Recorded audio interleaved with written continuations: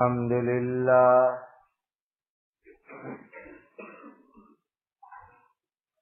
الحمد لله نحمده ونستعينه ونستغفره ونؤمن به ونتوكل عليه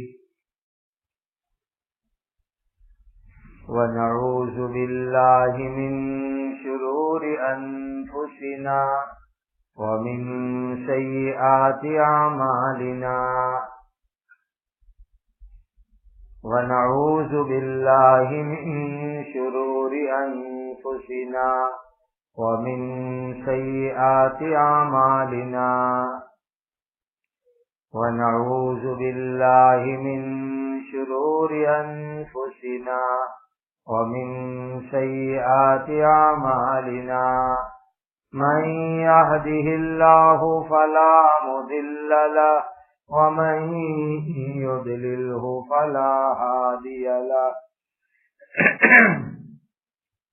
وأشهد أن لا إله إلا الله وحده لا شريك له وأشهد أن سيدنا وشفيعنا ومولانا محمدا عبده ورسوله صلوات الله تبارك وتعالى عليه وعلى آله وأصحابه وذرياته وأهل بيته وأهل طاعته وبارك وسلم تسليما كثيرا أما بعد فأعوذ بالله من الشيطان الرجيم بسم الله الرحمن الرحيم قد خسر الذين قتلوا أولادهم سفها بغير علم وحرموا ما رزقهم الله افتراء على الله قد ضلوا وما كانوا مهتدين. یہ سورہ انعام کی آیت نمبر 140 ہے. اللہ تعالی کے پاک ارشاد کا خلاصہ ہے.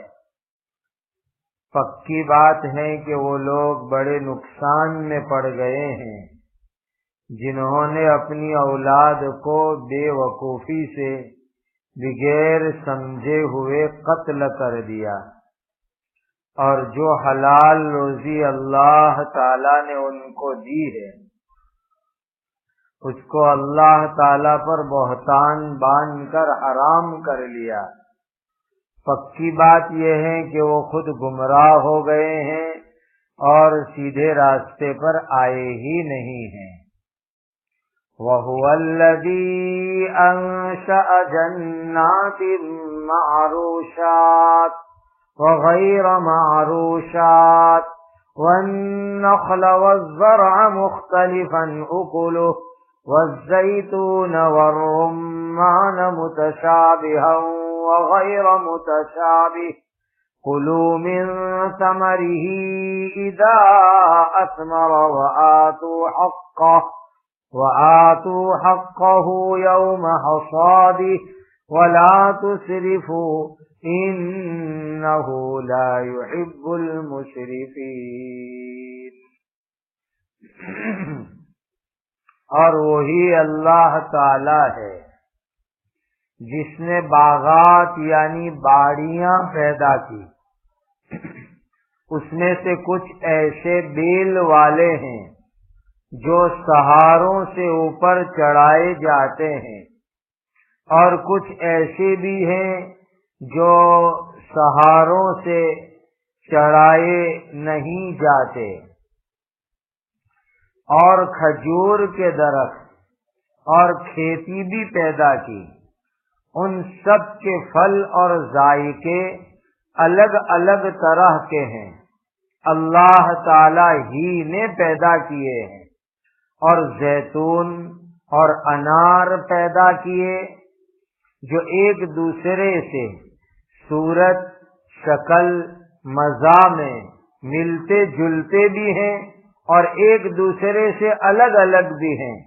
جب وہ پھل نکل آوے تب اس کے پھلوں کو کھاؤ، اور جس دن تم اس کو کاٹو تب اس کا مقررہ حق ادا کرو، اور تم فضول خرچی مت کرو، یقیناً وہ اللہ تعالی فضول خرچی کرنے والوں کو پسند نہیں کرتے۔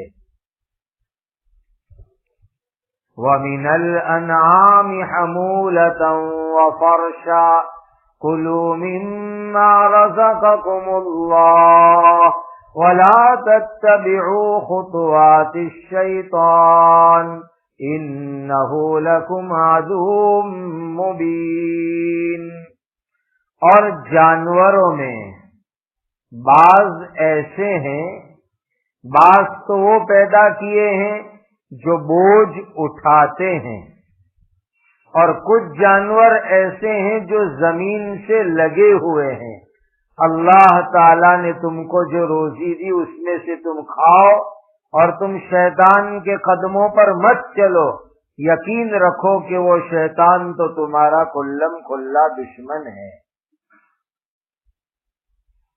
3 آیتیں ہوئی۔ پہلی آیت کے اندر اہم مضمون ہے انسان اپنی اولاد کو اپنے ہاتھ سے قتل نہ کرے۔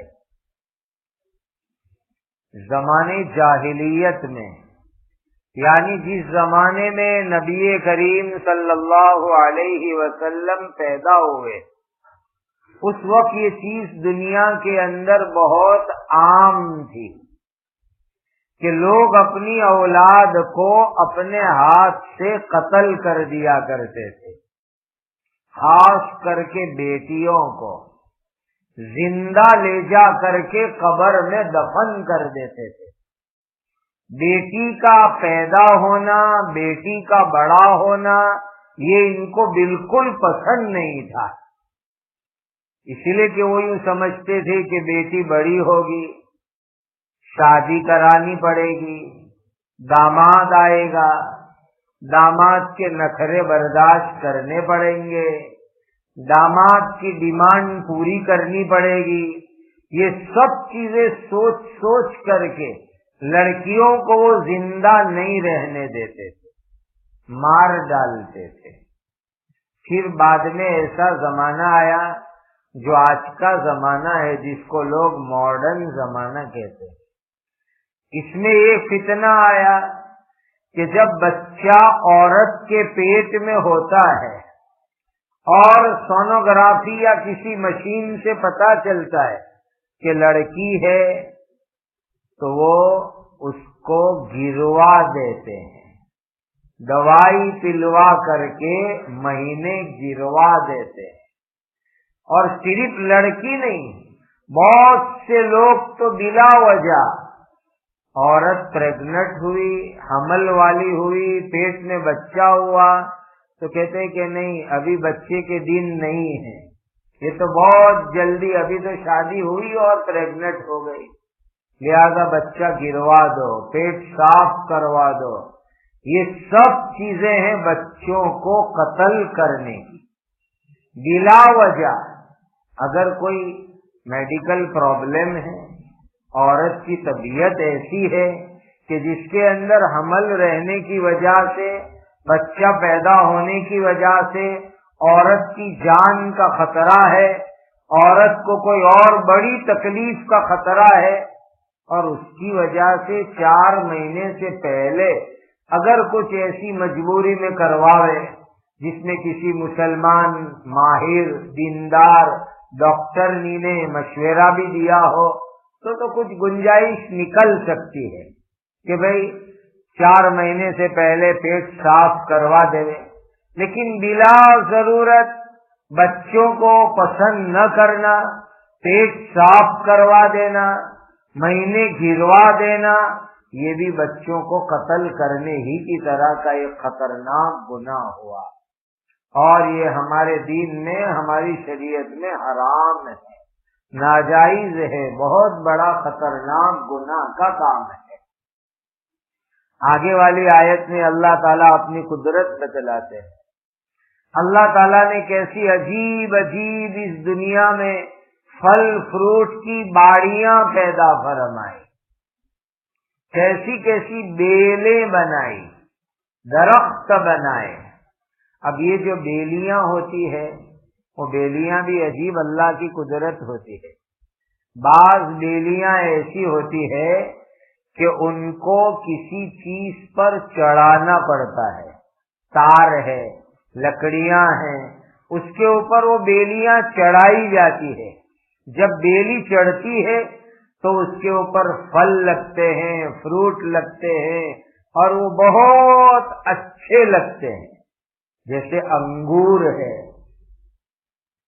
اگر ان بیلیوں کو اگر ہم چڑھاوے نہیں، زمین پر رہنے دے دے، تو پھل اس کے اوپر جمتے نہیں ہیں، آئیں گے تو معمولی آئیں گے، کچے کچے ٹوٹ جائیں گے، جیسے تیار ہونے چاہیے اتنے شاندار تیار نہیں ہوں گے۔ لیکن اگر اس کو بیلیوں پر چڑھا دو اور تار وغیرہ لگا کر کے اس کو لٹکا دو تو پھر دیکھو اس کے اوپر کتنی عمدہ عمدہ انگور وغیرہ لگتے ہیں۔ اور کچھ بیلیاں اللہ نے اپنی قدرت سے ایسی بنائی کہ اگر تم اس کو چڑھاؤ تار پر، لکڑیوں پر، تو وہ اچھی نہیں ہوتی۔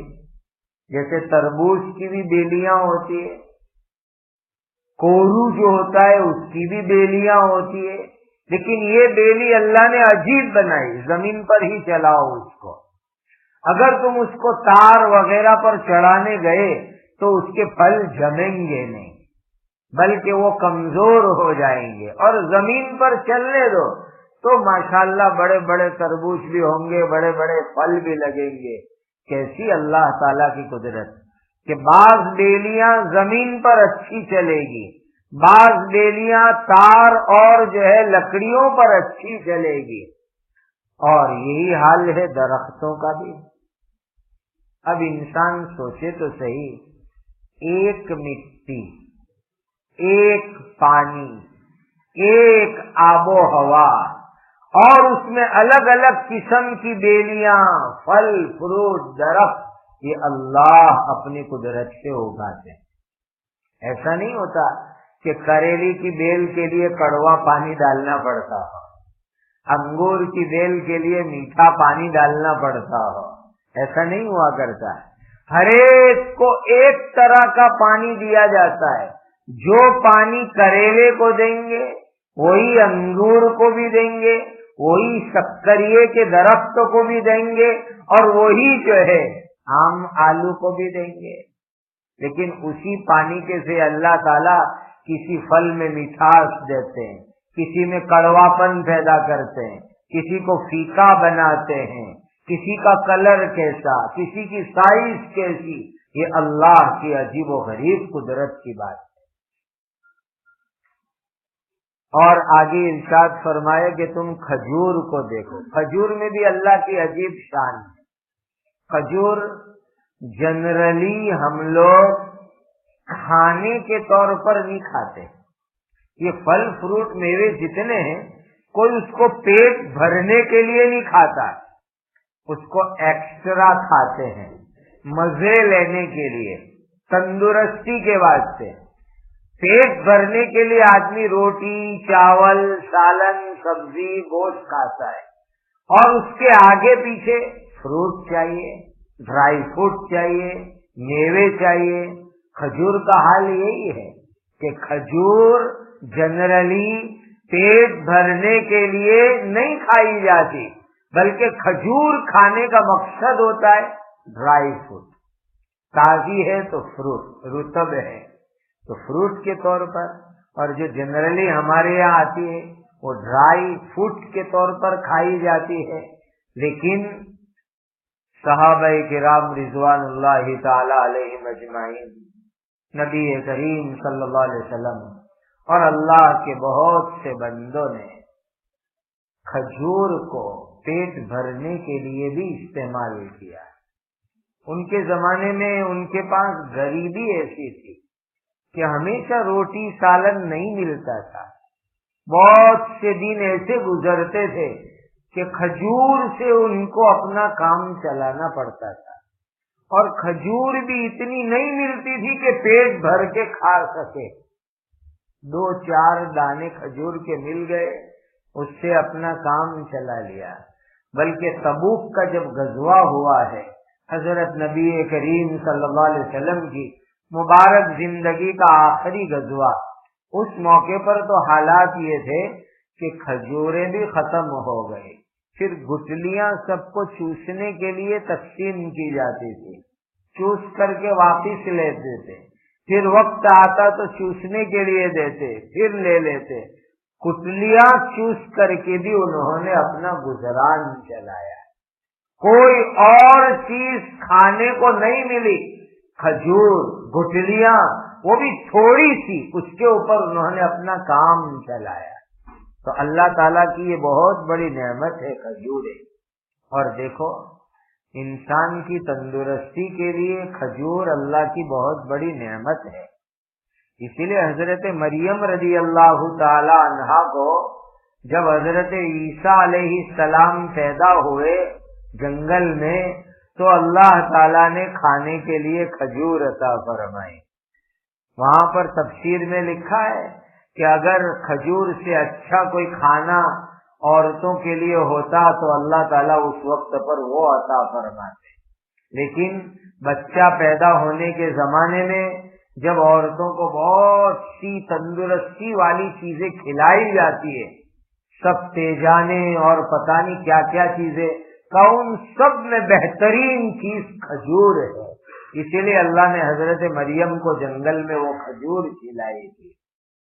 اس میں اللہ نے بہت سارے فائدے رکھے ہیں کھجور کے اندر، اور پھر وہ کھجور مدینے پاک کی ہو تو کیا کہنا۔ کھجور خود فائدے کی چیز اور مدینے پاک کی ہو، اور وہ بھی جو ہے پراپر مدینہ کی ہو، تو پھر اس میں برکتوں کی برکتیں بڑھتی چلی جاتی ہے۔ آگے فرماتے ہیں وَالزَّرْعَ، کھیتیاں، اللہ نے یہ کھیتیاں اگائی جس کے ذریعے سے تمہارا خوراک کا کام پورا ہوتا ہے۔ فوڈ، غذا، خوراک، اس کے لیے کھیتی کی ضرورت پڑتی ہے، اور اس میں ہر طرح کے اناج آتے ہیں، الگ الگ علاقوں میں الگ الگ قسم کے اناج اللہ تعالیٰ اگاتے ہیں، اور اس اناج کے ذریعے سے انسان اپنی زندگی کی ضرورت کو پورا کرتے ہیں۔ اس میں الگ الگ طرح کے اللہ تعالیٰ پھل عطا فرماتے ہیں۔ پھر زیتون کا اللہ نے ذکر فرمایا۔ زیتون یہ بھی بہت کام کی چیز ہے، اسی لیے 30ویں سپارے میں تو اللہ تعالیٰ نے زیتون کی قسم کھائی، والزیتون، قسم ہے زیتون کی، اللہ قسم کھا رہے، اس لیے کہ زیتون ایک ایسا پھل ہے کہ اس کے پھل کو بھی کھا سکتے ہو، اس کی گٹلی بھی کام آتی ہے، اس میں سے جو تیل نکلتا ہے وہ دنیا میں سب سے عمدہ تیل ہوتا ہے، اتنا اچھا اور کوئی تیل ہو ہی نہیں سکتا جتنا اچھا اولیو آئل ہوا کرتا ہے، زیتون کا تیل ہوا کرتا ہے۔ اگر آدمی اس کو کھاوے تو کبھی اس کو ہارٹ اٹیک کا پرابلم ہی نہ آوے، اس لیے کہ اس میں کولیسٹرول نہیں ہوتا، اس میں فیٹ نہیں ہوتی، اس میں اور کوئی خرابی نہیں ہوتی۔ نبی کریم صلی اللہ علیہ وسلم یہ زیتون کے تیل کو روٹی کے ساتھ بھی کھاتے تھے اور بدن کے اوپر مالش بھی کرتے تھے۔ اسی لیے ہمیں بھی سنت کی نیت سے روٹی اور زیتون کا تیل کھانا چاہیے، بدن پر اس کی مالش، مساج بھی کرنا چاہیے، اور جن کے لیے آسانی ہو وہ گھروں میں کھانے پکانے کے اندر زیتون کا تیل ہی استعمال کریں۔ اور آپ تجربہ کر کے دیکھ لو، جب زیتون کا تیل کھانے میں زیادہ آتا ہے تو آپ کی تندرستی بڑی عجیب ہوگی۔ کہتے ہیں کہ جو آدمی صبح شام 1-2 چمچ زیتون کا تیل کھا لے تو اس کو ایسیڈیٹی بھی ختم ہو جاتی ہے۔ اللہ نے اس میں عجیب عجیب فائدے رکھے ہیں۔ ہم فلسطین گئے، جارڈن گئے، تو وہاں 8-10 دن روزانہ زیتون ہی کا تیل کھایا، ہیلتھ ماشاءاللہ اتنی اچھی ہو گئی، ماشاءاللہ طبیعت۔ اب جب پھر اپنے لوگوں میں آتے ہیں اور پھر وہی اپنا پرانا سارا تیل کھانے میں آتا ہے تو پھر وہی پرابلم شروع ہو جاتے ہیں، یہ ہو رہا ہے وہ ہو رہا ہے۔ تو زیتون کے اندر اللہ نے یہ سب فائدے رکھے ہیں۔ والرمان، انار، یہ انار داڑم جس کو کہتے ہیں وہ بھی بہت قیمتی پھل ہے، اللہ نے اس کو یہاں نعمت کے طور پر بیان فرمایا۔ بعض روایتوں میں آتا ہے، طب نبوی کی روایتوں میں، کہ ہر انار کے پھل میں ایک قطرہ پانی جنت کا ہوا کرتا ہے۔ بعض طب نبوی کی حدیثوں میں آیا ہے کہ ہر داڑم کے اندر ایک قطرہ جنت کے پانی کا ہوا کرتا ہے۔ اور دوسری حدیثوں میں بھی اس کا تذکرہ آیا کہ بھئی کوئی ایسا جزیرہ ہو، آئرلینڈ ہو، کہ وہاں آدمی چلا جائے اور وہاں رات دن اللہ کی عبادت کرے، اللہ تعالیٰ اس کے لیے صبح میں ایک انار اگا دے، شام کو ایک انار اگا دے، وہ کھا کے اپنی زندگی گزار لے۔ اور ہم کو بتایا گیا کہ جن کو بائی پاس کا آپریشن ہوتا ہے، تو بائی پاس کے آپریشن کے بعد جب ڈاکٹر لوگ اجازت دیتے ہیں تو سب سے پہلے داڑم کے جوس کی اجازت دیتے ہیں، بغیر بیج کا، یعنی سیدھا اس کو نچوڑا جاتا ہے جس میں بیج نہیں آتے، تو بہت فائدہ مند ہوا کرتا ہے۔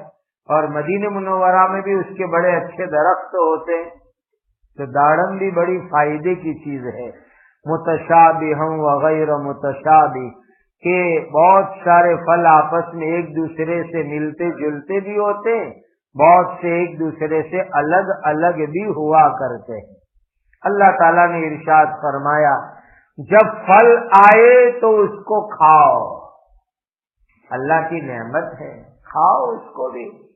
بہت سے لوگ کہتے ہیں کہ یہ تو بیمار آدمی کھا، یہ کوئی بات ہوئی کہ پھل فروٹ صرف بیماروں کو کھلانے کے؟ پہلے ایک زمانہ تھا، کسی لاری کے اوپر آپ سیب لینے کے لیے جاؤ تو وہ پوچھے گھر میں کوئی بیمار ہو گیا ہے کہ سیب لینے کے لیے آئے؟ تو یہ کوئی ضروری نہیں کہ صرف بیمار کو کھلاوے، تندرست لوگ بھی کھاوے۔ ہم نے بعض ڈاکٹروں کی بات سنی ہے کہ جو آدمی روزانہ ایک سیب کھا لے سفرجن، تو اس کو ڈاکٹر کے پاس جانے کی ضرورت نہیں پڑتی، اس میں اللہ تعالیٰ نے اتنے فائدے رکھے ہیں۔ اور ایک مرتبہ میرے پیر و مرشد حضرت اقدس مفتی محمود حسن گنگوئی رحمت اللہ علیہ کو وہاں ساؤتھ افریقہ میں کسی نے پوچھا کہ حضرت سنا ہے کہ سیب کے بہت فائدے ہیں، تو حضرت نے ارشاد فرمایا کہ سیب کھانے سے آسیب بھی نہیں ہوتا، یعنی جنات کا اثر بھی نہیں ہوتا جو آدمی سیب زیادہ کھاوے تو۔ پھر پوچھا حضرت ایسا کیوں کہ سیب کھانے سے جنات کا اثر نہیں ہوتا؟ تو حضرت نے ارشاد فرمایا کہ سیب کھانے سے انسان کا ہارٹ، دل مضبوط ہوتا ہے، اور مضبوط دل والوں کے اوپر جنات کا اثر نہیں ہوا کرتا، یہ ڈھیلے ڈالوں کے اوپر اثرات ہوا کرتے ہیں۔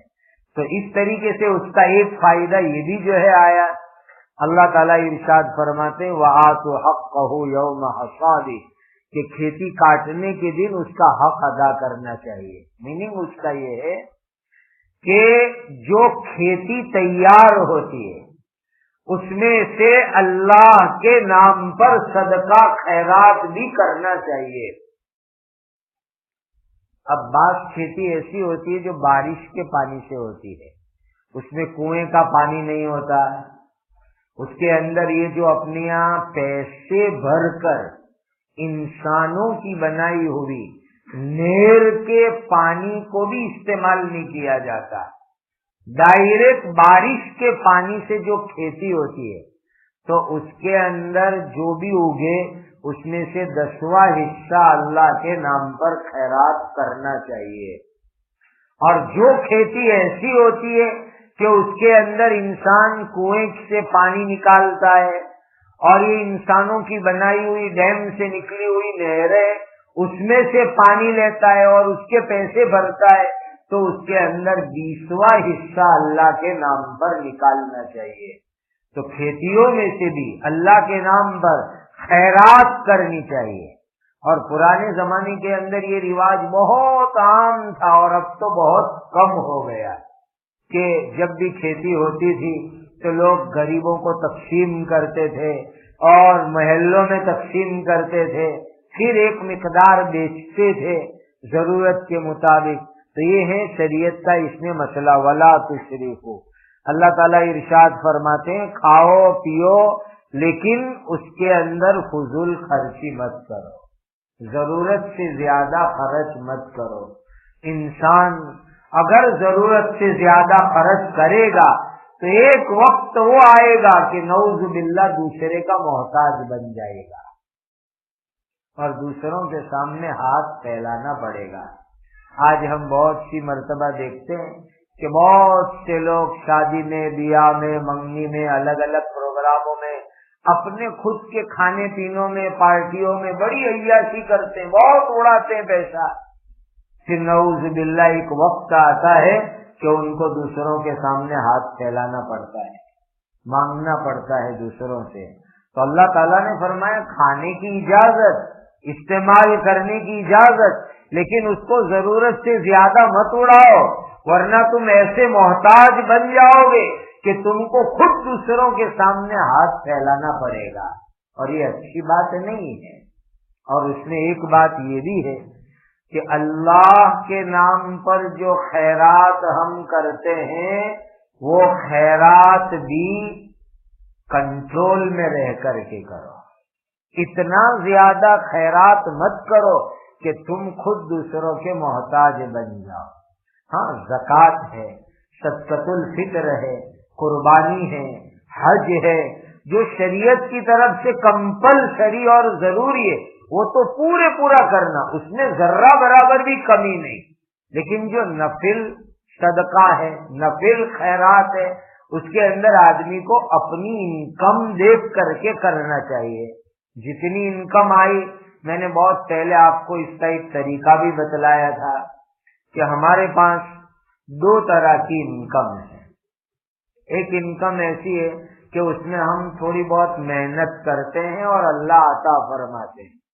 جیسے کہ آدمی نوکری کرتا ہے، کاروبار کرتا ہے، بزنس کرتا ہے، تو اس کے اندر سے 5% آدمی اللہ کے نام پر للہ نکالے کم سے کم.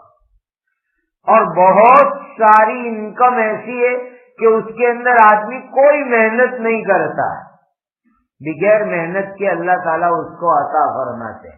جیسے کسی دوست نے اس کو گفٹ دی، ہدیہ دیا، باپ کی طرف سے میراث میں، وارثے میں مال ملا، فیملی کی پراپرٹی اس کو وارثے میں ملی، تو اس کے اندر انسان کو 10% اللہ کے نام کے اوپر دینا چاہیے، کم سے کم للہ، اللہ کے نام پر. اگر اس ترتیب پر آدمی زندگی گزارے تو انشاءاللہ بہت برکت اس کو زندگی میں دیکھنے کو ملے گی. 100 روپے کمائے، 5 روپے نکال دو جس میں آپ نے محنت کی، اور بغیر محنت کے 100 روپے گفٹ میں مل گئے، ابا کی طرف سے وارثے میں مل گئے، 10 روپے اس میں سے نکال دو. اس حساب سے للہ خیرات کی ترتیب بناؤ تو اللہ تعالیٰ اس میں بڑی عجیب و غریب برکت آپ کو عطا فرمائیں گے. یہ بہت سے بزرگوں کا کیا ہوا تجربہ ہے. انہ لا یحب المسرفین. آگے اللہ تعالیٰ ارشاد فرماتے ہیں کہ میں نے 2 طرح کے جانور پیدا فرمائے. کچھ جانور ایسے ہیں کہ جن کی سائز اونچی ہوتی ہے، جیسے گھوڑا ہے، گدھا ہے، خچر ہے، اونٹ ہے، اس پر لوگ مال بھرتے ہیں، مال ٹرانسپورٹنگ کا کام ان سے کروایا جاتا ہے. سامان کو ایک جگہ سے دوسری جگہ لے جانا، انسانوں کو ایک جگہ سے دوسری جگہ لے جانا. اور کچھ جانور ایسے ہیں کہ جو بالکل ٹھنگنے زمین سے لگے ہوئے ہوتے ہیں، جیسے بکری ہے، خرگوش ہے، اس طرح کے جو مال اٹھانے کے کام میں نہیں آ سکتے. دونوں جانور اللہ تعالیٰ کی نعمت ہے، اس میں سے جو حلال ہے اس کو کھاؤ. شیطان کی بات پر عمل مت کرو، شیطان انسان کا کھلم کھلا دشمن ہے. اللہ تعالیٰ ہم سب کو حلال، عافیت والی، عزت والی روزی عطا فرمائے. قربانی کے متعلق 1-2 بات عرض کر دوں. آئندہ کل منگل کو 29 کے حساب سے ذی الحج کے مہینے کے چاند کے ہونے کے امکانات ہیں. ہے کہ کل شام کو ہم چاند دیکھے اور چاند ہو جاوے، ورنہ پھر پرسوں کے دن تو ہے ہی ہے، بدھ کے دن۔ جن لوگوں کے اوپر قربانی ہے، جو لوگ قربانی کرنے والے ہیں، خاص طور پر جو نصاب کے مالک ہیں، ان کے لیے تو قربانی کرنا واجب ہے ہی ہے۔ ہر سال ہر ایک آدمی اپنی طرف سے قربانی کرے، اور قربانی اپنی نظروں کے سامنے کرنا افضل ہے۔ اپنے ہاتھ سے اپنی قربانی ذبح کرنا افضل ہے۔ مجبوری میں دوسروں کو دے سکتے ہیں۔ جو لوگ قربانی کرنے والے ہیں وہ لوگ آئندہ کل مغرب سے پہلے بال ناخن وغیرہ صاف کر لے۔ یہ قربانی کے آداب میں سے ہیں اور یہ قربانی کے مستحبات میں سے ہیں۔ ذی الحج کے مہینے کا چاند ہو جائے، پھر جب تک اپنی قربانی ذبح ہوئے وہاں تک بال ناخن وغیرہ نہ کاٹنا، یہ افضل اور بہترین طریقہ ہے۔ حدیث میں بھی آیا ہے یہ۔ اسی لیے آئندہ کل چاند ہونے کے چانسز ہے، تو کل صبح میں ناخن بھی کاٹ لو، بال وغیرہ جو صفائی کروانی وہ بھی کروا لو، پھر جو ہے قربانی تک کوئی چیز کرنی نہیں۔ ایک ہے قربانی کے آداب میں یہ چیز۔ دوسری بات، بقری عید سے پہلا دن، یعنی کل بقری عید ہے تو آج، جس کو یوم عرفہ کہتے ہیں، کیونکہ اس دن حاجی لوگ عرفات کے میدان میں ہوا کرتے ہیں، اس کو یوم عرفہ کہتے ہیں۔ اپنے کو اپنے یہاں کی تاریخ دیکھنے کی کہ بقری عید سے ایک دن پہلے 9 ذی الحج، اس دن کا روزہ رکھنا بہت بڑے ثواب کی چیز ہے۔ بعض روایتوں سے پتہ چلتا ہے کہ رمضان کے بعد اگر کوئی فضیلت والا روزہ ہے تو وہ روزہ ہے۔ بلکہ یوں بھی ہے کہ 1 تاریخ سے لے کر 9 تاریخ تک، یعنی کہ اگر کل چاند ہو گیا تو پرسوں سے لے کر کے 9 تاریخ تک اس کے اندر روزے رکھنا بہت بڑی فضیلت کی چیز۔ اور یہ جو ذی الحج کے مہینے کی پہلی 10 راتیں اللہ تعالیٰ نے قرآن میں اس کی قسم کھائی ہے، والفجر ولیال عشر، یہ جو 10 راتوں کی اللہ نے قسم کھائی، اس سے ایک تفسیر کے مطابق مراد ہے ذی الحج کے مہینے کی پہلی تاریخ سے لے کر کے 10ویں تاریخ تک کی راتیں۔ یہ راتیں بڑی فضیلت کی ہے، اس کے اندر نیک اعمال، روزے کی فضیلت بڑھ جاتی ہے، اس کی بڑی اہمیت ہے۔ اور کم سے کم درجے کے اندر بقرعید سے ایک دن پہلے تو روزہ ضرور رکھ لینا، اس سے اگلے پیچھے 1 سال کے گناہ معاف ہو جاتے ہیں۔ اور میں لوگوں کو کہا کرتا ہوں، ایسے بھی میڈیکل اعتبار سے فائدہ ہے کہ 10 تاریخ سے تو پھر ہم قربانی کا گوشت اتنا کھائیں گے اور اتنے دن تک کھائیں گے، تو 1 دن پہلے ذرا پیٹ کو آرام مل جاوے تو اچھا ہے۔ اس لیے کم سے کم 9 تاریخ کا تو روزہ رکھ ہی لینا، اس کی بڑی فضیلت آئی ہے۔ اللہ تعالیٰ عافیت کے ساتھ قربانی کے ایام گزروا دے رہے، ہر طرح کے فتنوں سے اللہ حفاظت فرمائے۔ اور دیکھو بھائی، قربانی کے جو جانور ذبح کرتے تو اس کی ہوجڑی انتڑی وغیرہ جو ہے نا، اس کو پلاسٹک کی تھیلیوں کے اندر پیک کر کے پھر ڈسٹ بن کے اندر ڈالیں۔ بہت سے مسلمان ایسے ہی وہ ہوجڑی اور گندگی کو ڈسٹ بن میں ڈال لیتے ہیں، تو جو میونسپلٹی کے جو ورکر آتے کام کرنے والے، ان کو بڑی تکلیف ہوتی ہے، اور ہمیں بلا وجہ کسی کو تکلیف نہیں دینی چاہیے۔ پلاسٹک کی تھیلیاں لا کے رکھو، اس میں سب بند کر کے اچھی طرح پیک کر کے پھر ڈسٹ بن میں رکھو، تو ان کو بھی سہولت ہو جائے۔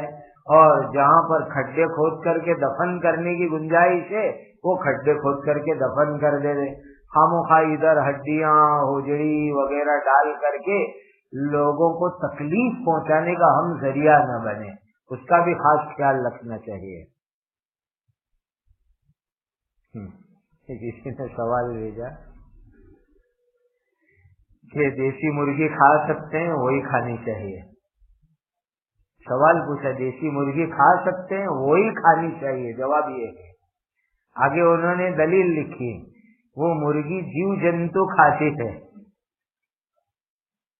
تو اگر آپ کو ایسا کوئی شک شبہ ہے کہ وہ بہت گندگی اور ایسی چیز کھاتی ہے تو خرید کے لا کے 3 دن گھر میں باندھ کے رکھو، باڑے میں باندھ کے رکھو اور 3 دن دانے کھلاؤ، ریفائنڈ ہو جائے گی، پھر اس کو ذبح کرنا۔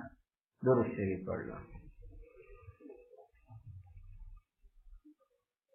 الحمدللہ رب العالمین والصلاة والسلام علی سیدنا محمد وعلی آلہ واصحابہ اجمعین۔ ربنا ظلمنا انفسنا وإن لم تغفر لنا وترحمنا لنكونن من الخاسرين لا إله إلا أنت سبحانك إني كنت من الظالمين ربنا آتنا في الدنيا حسنة وفي الآخرة حسنة وقنا عذاب النار ربنا هب لنا من أزواجنا وذرياتنا قرة أعين واجعلنا للمتقين إماما ربنا لا تزغ قلوبنا بعد إذ هديتنا وهب لنا من لدنك رحمة إنك أنت الوهاب يا ذا الجلال والإكرام۔ اے اللہ ہم سب کے سب گناہوں کو معاف فرما، ہماری خطاؤں سے درگزر فرما۔ اے اللہ آنے والے ایام عید الاضحیٰ پوری امت کے لیے عافیت سلامتی کے ساتھ گزروا دیجیے۔ واجبات قربانی اے اللہ بہت عافیت کے ساتھ ادا کروا دیجیے، ہر طرح کے فتنے فساد سے حفاظت فرما۔ اے اللہ جتنے لوگ حج میں جا چکے، جو جا رہے ہیں، تمام کو عافیت اور سلامتی اپنے فضل سے عطا فرما، سب کو حج مبرور زیارت مقبول عطا فرما۔ جو لوگ جانا چاہتے ہیں اور اسباب نہیں، اے اللہ ان کو اپنے خزانے غیب سے باعزت اسباب عطا فرما۔ اے اللہ ہمیں زندگی میں بار بار مکہ مدینہ کی حاضری عطا فرما، ہماری اولاد کی اسلامی تعلیم اور تربیت فرماؤ، جو کوتاہیاں ہوئی اپنے کرم سے معاف فرماؤ۔ اے اللہ اس ملک میں عدل و انصاف، امن و امان قائم فرماؤ۔ اے اللہ اس ملک میں صبح قیامت تک اسلام اور مسلمانوں کو ہر نوع کی ترقیات، عافیت، سلامتی، عزت کے ساتھ باقی فرما۔ اے اللہ اسلام اور مسلمانوں کے خلاف جتنی سازشیں ہو رہی اس کو ناکام فرما۔ اس ملک میں رہنے والی تمام قوموں اور مذہب والوں کے درمیان آپس میں رواداری، ایک دوسرے کے حقوق کی ادائیگی اور اے اللہ ایک دوسرے کی خیر خواہی عطا فرما۔ اے اللہ ہماری عمر میں، علم میں، عزت میں، تقویٰ میں، اخلاص میں برکت عطا فرما۔ نبی کریم صلی اللہ علیہ وسلم نے جتنی خیر مانگی ہمیں اور پوری امت کو عطا فرما۔ نبی کریم صلی اللہ علیہ وسلم نے جن شرور سے پناہ چاہی ہماری اور پوری امت کی حفاظت فرما۔ وصلی اللہ علی النبی الکریم۔ ربنا تقبل منا انك انت السميع العليم وتب علينا يا مولانا انك انت التواب الرحيم وصلى الله على النبي الكريم سبحان ربك رب العزة عما يصفون وسلام على المرسلين والحمد لله رب العالمين آمين آمين يا رب العالمين۔